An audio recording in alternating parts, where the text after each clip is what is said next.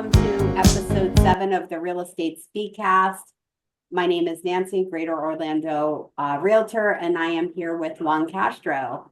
Juan? Hi, everyone. Juan Castro here with Redfin Real Estate, also in Central Florida, Orlando, and Brevard County. Perfect. So today I want to talk about something we haven't seen in a while is multiple offers because it happened to me yesterday. And I'm going to tell you about what happened. So a home was on the market for 5 days. It's $325,000. My buyers reached out to me and said, hey, I want to make an offer. So first thing always, and you being the listing agent, I'm sure you appreciate this. First thing I did was reach out to the listing agent, right? Yeah. What's going on with the home? Do you have any offers? When do the sellers need to close? All the things. And she said, yeah, we have one offer. I said, okay. And I did let my buyers know, hey, there's an offer on the table. I looked at the comps in the area and I was able to see that I thought it was a little bit overpriced. Not by a lot. And I relayed that to my buyers, but also let them know, hey, but there is another offer. And we're financing, so we know it needs to appraise. So I had to look at the most recent comps. And do you hear my dog barking in the background? I mean, I know this is going to be on record, but he is barking. A little bit, but All tell right. me about the price of this Okay. house. So So the it was price was listed for 325. 325, and you thought the comparables put it around what? 315. Okay, so it was close, It was a close. little bit I of a mean, it's not push. bad. My buyer decided to write an offer at 310. So we wrote the offer. Offer is good. 2% in escrow, 20% down, closing in 30 days, 10-day inspection. Okay, so that's a little longer than I would do in a multiple offer, but we submitted it. And And then they're pre-approved. they're pre-approved, 20% down, conventional, like great buyers, right? I get a call from the listing agent after we submit. She said, my seller gave me authorization to be fully transparent with you with the offer that we received. She said, we'd like your terms better. So the offer they received was $5,000 over the asking price. So 330 with $5,000 in seller concessions. So now we just put it at asking price, right? 320. Yeah. She said, I am afraid at 330 that it's not going to appraise. I And said, it has to appraise. yeah, I looked at the CMA. She said also because they need closing costs, we're, a little hesitant because of maybe their financial ability to buy the home. So she said, can you talk to your buyers to see what their highest and best is? So of course, next phone call my buyers. This is what's going on. This is the offer in place. We reviewed the comps again. He said the highest I can pay is 315. Reached back out to the listing agent and said, okay, all other terms are going to stay the same, but we can go up to 315. She spoke to the seller. She called me back and she said, write it up. So now they're looking, and it's not signed yet, but realistically, they're going to take an offer, I think $10,000 less than what their current offer is with the concessions. Now, you being a listing agent, explain to everybody why they would do that. Well, there's a couple reasons. Probably the listing agent is seasoned pretty well, also knows what the comparables are, talked to the seller the comparables, provided the data. The seller said, yes, I agree that it's probably a 315 house, but let's try 325 and see what happens. Right. Now, everyone knows what's going to happen. You either get nothing or you might get an offer or two. One might be just like the buyer you were competing against, someone who maybe does not have a lot of resources, wants some closing costs, Right. but is pushing the price because they don't want to lose the house. But if it doesn't appraise, it fails in about 2.5, 3 weeks. Right. And then they're back on the market They're again. back on the market, and other buyers look at it and say, I wonder what happened with this. Was it the inspection? Was Right. it the appraisal? Was it the lender? Was it the seller? Everybody speculates, right? Yeah. So a good agent will teach their seller what will probably be the outcome. And right, And when what's you going to get them teach, to the closing table? yeah, And that's yeah, what I and told the yep, listing agent. I said, yes, our offer may not be the highest, but we're gonna get to closing in 30 days. yeah, you have the ability That's to close. unknown, right? So Yeah, are you seeing on your listings now? So are you seeing a lot of multiple offers or I'm not than we seeing, have in the past 2 months? yeah, I'm not seeing a lot. Okay. I'm seeing some homes for whatever reason. Most of my homes are priced pretty well. Yeah. They're not way over. They might be 5 or 10 or 15 over Right. what I Typically for a teach. little negotiating, of course. Sometimes the seller wants to see what happens. Maybe their house will be the Yeah. unicorn, right? Yep. Absolutely. But what I normally see is if the right buyer is looking, I see the buyers make an immediate action on the house. Right. So very often, if you get an offer in the first 5 to 7 days, a lot of times that may be the best offer. Yeah, usually, right? A lot of times Mhm. that first offer is your best. Yeah, I'm gonna pause this really quick and we're gonna yeah. continue and I'll start recording again. Okay, so there are different ways that an offer could be better regardless of price. Not regardless of price, because price is probably one of the most important things, right? But Yeah. what terms can a buyer do or a buyer's agent recommend to their buyer to put on an offer that may make it more attractive if the price is a little bit lower than the seller expects? As a listing agent, I can tell you what I look for. I look for a strong escrow deposit, Right. something in good faith, showing the buyer wants to try to go forward. Hmm. I look for a short loan commitment period. This is the time that the lender works on the file and is going to have, basically almost like a loan commitment Right. Here to for close, the sometimes we house. don't have it because we're waiting on insurance or something. Yeah, but all the financial stuff should be wrapped up in a certain amount of time. The Florida contract is about 30 days. When I see people do something like 21 days, that shows me they feel they have a sincere ability to perform pretty quickly. Yes. So that's pretty comforting. Instead of a 15-day inspection period, which is the default in the Florida contract, I like to see a 7 or 10 day, depending on a weekend or a holiday. Correct. That shows we get that wrapped up. And then I like them to do the appraisal if they're going to do one, usually around the end of the loan commitment period. Because I like them to wrap everything up right around that same time frame. They do the inspection in say 7 days. There's no reason why they can't, after the inspection, immediately order the appraisal, and then we probably get that back 7 days later. Right. And there's a reason to wait through inspection, or at least until you have Sure. the inspection done. You want to make sure you're moving forward before that buyer has Yeah. yet another fee that they have to pay.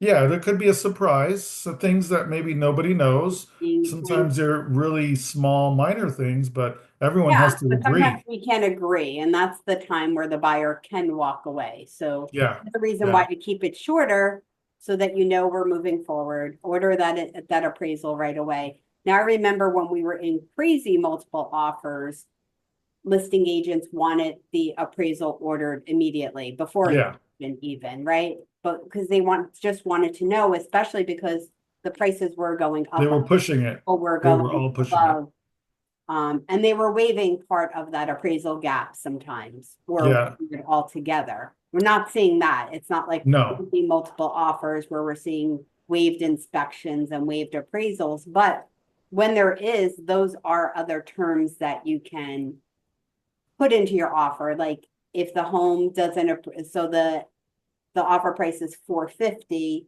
If the home appraises at 440, that buyer is willing to cover $10,000, right? But no more than Yeah, that's another thing that they can add in. Like they really want this home. It's okay if it's 10K yeah. on an Just appraisal. a little bit different. I Yeah, will a little tell bit of you, the gap covered. Yeah, another thing that I do that I don't know how many people do this, but luckily at Redfin we have the ability to do it, is I can look and see the ratings of lenders in our You know, but I system. didn't even know that. Yeah, in our system. So you type in the lender's information, Hmm. and if they've done deals with Redfin somewhere, that particular person, that individual, you'll be able to see what their rating might be when they close out a deal and they're rated by buyers Oh, okay, on the like their buyer side. survey more. Yeah. So it's really good because, as listing agents, I get an offer, and the first thing I do is I scrub the pre-approval. I contact the banker or the lender, Hmm. and they can't tell me some stuff, Right, but right, they can answer my questions like, have you pulled credit? Have you looked at the 2 years of tax returns? Have you run them through the underwriting system? Did you get an approval? All those type of things. They usually tell you yes or no. But also, I'm looking at the ratings to see if there's any glimpse of what the future might hold. right. Are there any red flags maybe with this loan Yeah, officer? yeah. If Other I call a lender people, and the lender does not call me back to confirm up the pre-approval, that is an indication right there that it's probably going to be a little bit difficult communicating with that banker for whatever reason. So right. I will tell the buyer's agent, listen, your lender's not calling me back. Hmm. Yeah. Now, sometimes on those pre-approvals, it'll say it was stated income. So that means that it's just the buyer saying, hey, I make $150,000 a year, but it wasn't checked yet. And Yeah, sometimes it will say verified, that they verified their income and their credit. And that's more comforting, right? When you're going to yeah, present that to your seller, you're like, okay, well, at least we know their income and credit was verified. So this is good. yeah, exactly. I Anybody think, can state whatever they want. I can go online and get a pre-approval and state that I make a $500,000 a year, but if nobody checked that, it's irrelevant. yeah, yeah, it doesn't get you where you want to go. And they use the words simultaneously, even though they might mean different things to certain people. I see pre-approval everywhere, I see pre-qualification everywhere. Right. And when you read the terminology of what the letter says, a lot of times it's a pre-approval, Right. even though Even it though it says says pre-qualified. pre-qualification. Yeah, But if they verified the information, that's the key. automated underwriting, and it's still good, then I'm like, okay, that's great. Yeah, If I submit an offer, I want that to be a verified pre-approval. I want their income to be verified because I don't also want to do all the work to know that they really can't purchase the home. So working exactly. with a loan officer that you have a relationship with is very helpful as a buyer. Exactly. Yeah. Exactly. And I will get, like, if I had a house for 330 and I got a 310 offer, Hmm. when I verify with the banker or the lender the pre-approval, I will very often tell them, because they will send you a letter for exactly the price Right. that they submitted the offer for. So Hmm. I will tell them, listen, we got the offer. I see the pre-approvals at 310. We're listed at a higher price. My seller may or may not counter. Can the buyer move up on price if we give a counter? Would they be able to still Right. get an approval? And that's a sneaky way of getting an answer that they can go up. And they may not give you a number, but they may tell you they can move. And that will teach me that I may have the ability to counter 5 or 10 and it still be okay. Yeah, exactly. Yeah. So a lot of times they do that on purpose. They make that pre-approval exactly their offer price. Exactly. So we think, oh, this is all they can do. Oh, do you want to accept this? But we're smart enough to know Yeah, that's yeah, not always yeah. true. Yeah. Exactly. Exactly. Yeah, there's definitely ways, escalation. I was I saying acceleration. I don't know what I'm saying. Yeah, Escalation yeah. clause, like that's another one that I've used a lot in the past, saying, we know there's multiple offers, so my buyer is willing to increase their offer $1,000 over than the next highest offer, not to exceed, boom, their top price. And what I say Yes. to my buyers is, what is your no regret price?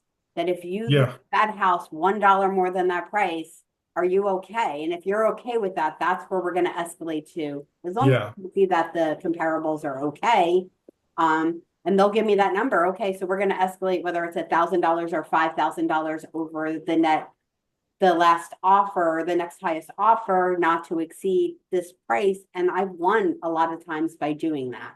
Yeah. And then the list agent has to provide you with the competing offer. Exactly. It'll be redacted with the name of the person, Right, but just to but show it'll like, have the hey, yeah, number. we really did Mhm. receive an offer at 350, Yeah. so now that makes my buyer at 355, and that's fine as long as we know it can appraise and if they really love that house. Yeah. And if our top price was under where that offer was, they're not going to get it. But I already spoke to my buyer about that and said that, this has to be your no regret now. Like Yeah. if you lose Yeah. a dollar more, you're okay with us just going to find a new home for you. Yeah. And I think also it speaks to the competency of who the buyer has representing them. Because Hmm. I get offers that are incomplete, Oh my God. not filled in, bad housekeeping as far as how they're put together. They don't send all the documents, or they generate their own documents that are incorrect for like homeowner association Yeah. or lead-based paint or just the housekeeping stuff. When as good list agents, we tend to put things in the MLS pre-done or ready from the seller. They're right there. Do I just need your buyer to initial sign, whatever? I got an offer. We've been going back and forth for 3 days because of this. So just not filled out correctly. The Yeah, financing section where they put the amount they're financing. They're not even putting anything in there. I said, so it looks like to me your buyer's paying cash and bringing all that yeah, to the table, and he's confused. He doesn't know what's going on. Then I got it's yeah, FA. So then I got the old CRSP then I don't know. It's from 2016 or something. yeah, the wrong documents. The wrong document. I had to fill out the new FHA document for him. He's like, I'm confused. What are you talking about? I'm like, we need the revised one. This is Yeah, not the newer not version. using this one anymore. I don't even know where they find them, but yeah, Yeah, it's a lot of teaching and learning. The other thing about a new agent I'm under contract with on my listing is inspection. So I know we're getting off our multiple offer thing, but they asked for repairs verbally. When I say verbally, a text message, a phone call, an email, but not an addendum.